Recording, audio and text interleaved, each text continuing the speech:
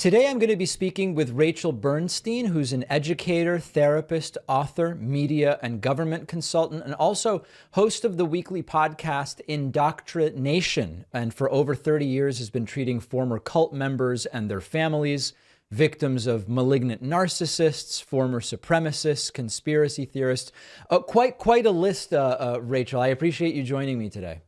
Oh, it's my pleasure. Thanks for asking me to be on. So, before we get into some of the nitty-gritty, how did it happen that you started, I don't know if you would necessarily call it a focus, but that you started working in this particular space with these types of folks? Right. Yeah, it is most definitely a focus and it has remained so. There was someone in my family who got ensnared in a particular cultic group. So it was kind of dinner table conversation. And then when I went off to college, I had already learned about some cults that use front names on college campuses to get people off of college campuses and to kind of just take them away. Hmm.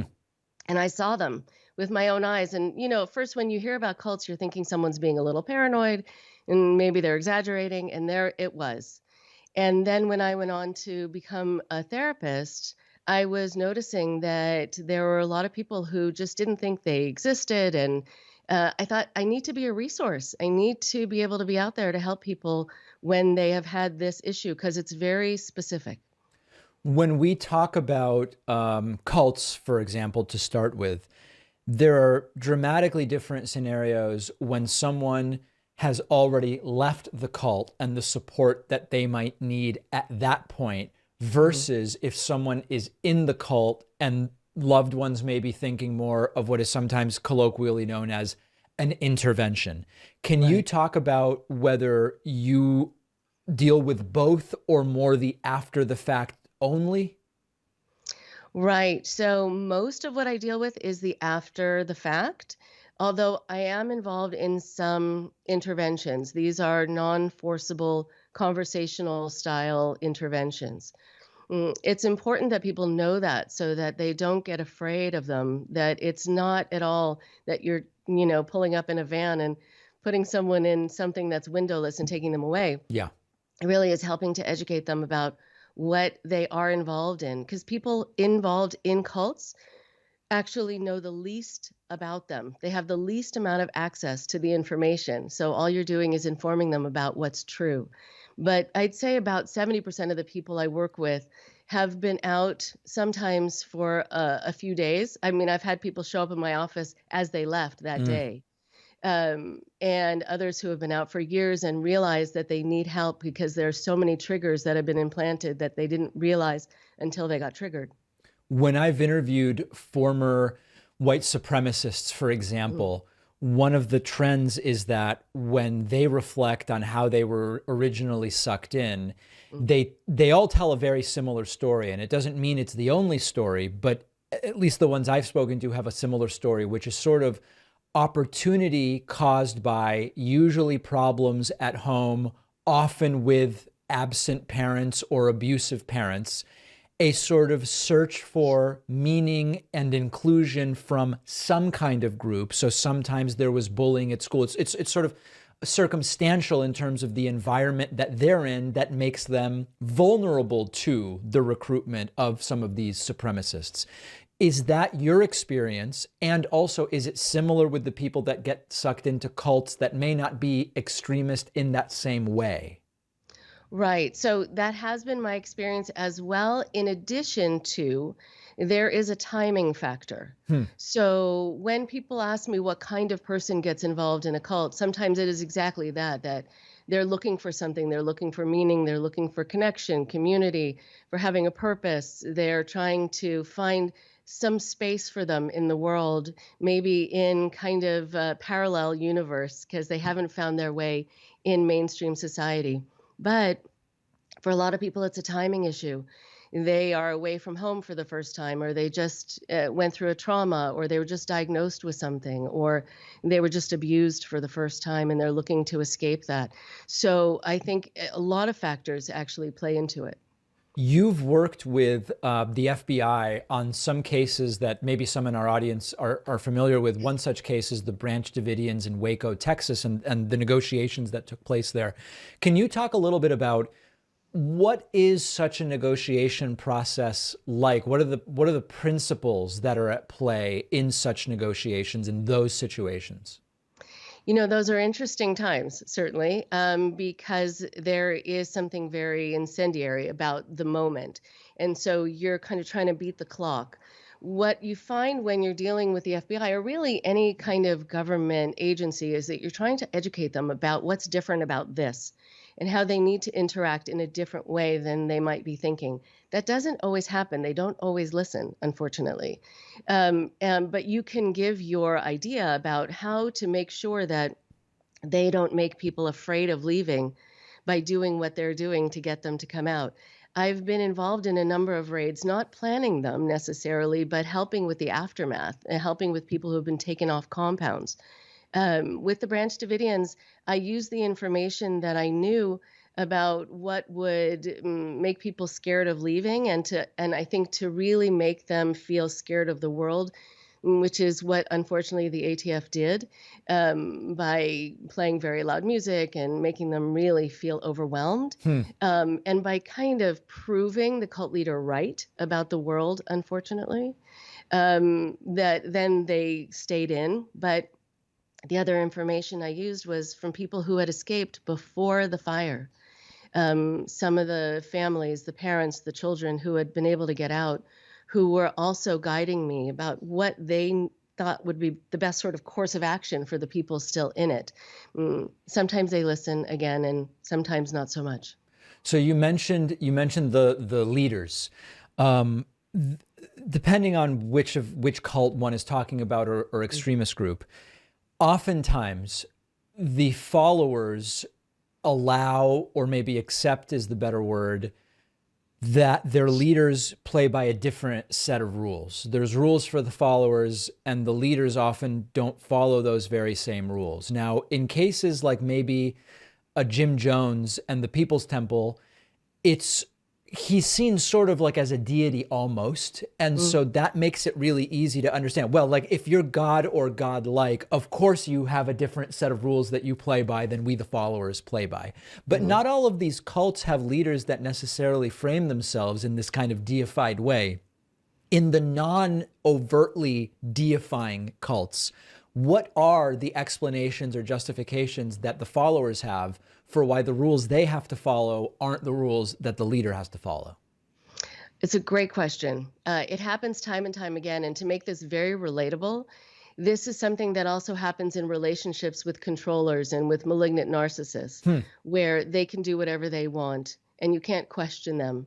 And they can have access to your information or your passwords or your, ATM. And they can gain everything and you have nothing. You have no power. You can't get any of their information, but they can get all of yours. So it happens in these sort of one-on-one, these sort of dyad cults too within these relationships. But going back to the idea of cults and why permission is given for everything when it comes to the leader within a cult. And that's actually why some people start cults, because they love that. They love having the freedom to do or say whatever they want. And they love knowing that the rules only apply to the followers. I mean, it's sort of, the sociopaths or the narcissistic playground. They couldn't enjoy it more, unfortunately. What happens when you get involved in a system like this is that there's kind of what I see as a dual track of influence. One is overt and one is covert. And the overt is, here are the teachings, here's what we believe in, and here's what you need to do to be a good follower. The covert one is, if you question how things are run, you will not receive the benefit of this. All of your sacrifice will be for naught. Right. Your time is going to be wasted. If you are questioning the fact that I have 44 Rolls Royces, like with Rajneesh, and you get nothing and you sleep on the floor, then that negativity is going to get in the way of you receiving what I'm trying to give you. And you need to question yourself. People learn how to turn the focus inward within a cult, and they question themselves for doubting. And doubting and being negative, being angry about anything or resenting anything in a cult is considered really, really awful. And it's going to be counterproductive to what you're trying to get, by being there. So you think you're working against yourself by having critical thinking. It's a fascinating kind of way of getting into gaslighting. When I've spoken to experts on conspiracy theories, sometimes the idea comes up of like more destructive or dangerous conspiracy theories versus ones that are sort of like more benign. And sometimes there will be this contrast where it's like, some of the anti-Semitic conspiracy theories that lead people to seek out and do violence against Jewish people, very dangerous. On the other hand, believing the earth is flat, not so dangerous. And to some degree, every conspiracy theory expert that I talk to says, yes, in the overt sense, it's true that one is much more dangerous than the other. At the same time, rarely is there only one conspiratorial belief. These things open doors to more and more extreme beliefs. And so we should be careful to say this one is totally benign. We don't need to worry about it. When we think about that as applied to cults, are there what we might call not very dangerous cults? Like, for example, I read an article not long ago about how CrossFit or like Peloton or Soul Cycle, they have a lot of the elements on paper of a cult, but it's not really dangerous in the way that a lot of these others are. Can you talk a little bit about that and kind of categorizing these? Right. So, yeah, there are some cultic groups that are more dangerous than others, and undoubtedly, and it all depends upon the leader. It depends where the leader wants to take it and what the leader needs in terms of ego aggrandizement. If they want to just test you to see what you're willing to do for them because it makes them feel powerful, then they will sometimes push you to the brink. They'll push you to the point where it's not healthy for you. It's actually dangerous for you just because they want to see you struggling because they told you to. And I think that when you're dealing with cults that are dangerous, you're dealing with cults where they will tell you, for example, like a lot of the ones that deal with pseudoscience, where here we have the cure for you. So people bypass actual cures, things that could really help them in order to get what the cult leader or that person is telling them they need. And they end up not doing well or they end up not living. But they've already signed their rights away. And so there's nothing that they can do about it. And so, yes, when you're engaging in anything that feels like someone's giving you the cure, it can be potentially very, very dangerous. And there can be a lot of medical neglect actually in those situations. The other is when people are finding themselves getting more militaristic and they're talking about the end times and they're talking about survival. That's when you get into a lot more of the stockpiling of weapons, Right. of also needing to see the world and the people in it as less than, as not human anymore, and that you're above them. When you have that polarization, then you have a lot of danger. Last thing generally that I want to talk about, and there's a lot here, is getting people out, right? We know when it comes to false beliefs generally, beating people over the head with facts doesn't really work very well. We've had dozens of guests where we talk about that in one way, shape, or form. Empathy is good. Understanding is good. Communicating that the person's not going to be shamed if they decide, oh, you know what? I was wrong about this thing. I want to get out. Making clear that they're going to have, the resources. With Scientologists, that's the big thing where they have nothing. And so part of staying in is I'm going to have literally nothing if I get out of here. In terms of the getting out, you mentioned sometimes the people in the cult know the least about the cult. I don't necessarily need to. One thing I sometimes think about is in conversations with Mormons, and there's different opinions about whether Mormonism is a cult, but let's at least consider the possibility it might be cult-like. Many Mormons don't know that Joseph Smith, each time he read the gold tablets or whatever they are, it was a different reading, and he had a history of being a con man and all these different things. They just don't know that. And simply telling them that that's a reality is not going to be convincing if you just kind of give them that information. So what are the right ways to communicate the information that they might be lacking? Because we know just like, hey, here's a bunch of stuff about your beliefs doesn't really work. Right. I'm so glad you asked this question because this is most of the work that I do, helping to have the conversation that's difficult to have with someone who might not be ready to look at the fact that they were involved in a cult, and also helping guide families and friends and spouses to know how to have these conversations so as not to kind of push them farther back in and Yes. make them feel alienated, judged, etc. Right. So One of the things you want to be able to do is you want to engage them in a conversation about what they liked about it. Let them know that you're going to be fair-minded Hmm. about this, that there must have been a reason that they got involved. What was the promise? What did they think they could get? And maybe who did they meet, who they liked, etc. So that you're not just going in for the kill. You're not just going in to talk about what was bad. Because if you do, then they're going to feel foolish. They're going to feel like, if it was all bad, why did I get involved? Why did I stay? Yeah. So talk about what they got, or really talk about what they were promised that they probably still didn't get, because there's always the carrot that's dangled. So you get a sense of sort of what they were searching for, what is part of their value system, what they wanted to cure in the world, what they wanted to cure about themselves. And then let them know that you have information, and let them know that they can listen to it or not. They can disagree with it or not, but that this is information you want to give to them out of respect for them, Hmm. that this was something that was kept from them, but people should have access to information so they can make a fully informed decision. And you let them know that if they feel like they want to go back, they can go back. There have been plenty of times that I've done an intervention where the person has gone back, but because I said, "Listen, I'm glad you're saying that you're not involved in a cult. Just in case, let me just give you a rundown of what a cult is Yeah. and what happens there." And they could disagree with me in the moment, but they went back. It's like I planted a seed. They went back and they saw these things for themselves so they could come out on their own terms.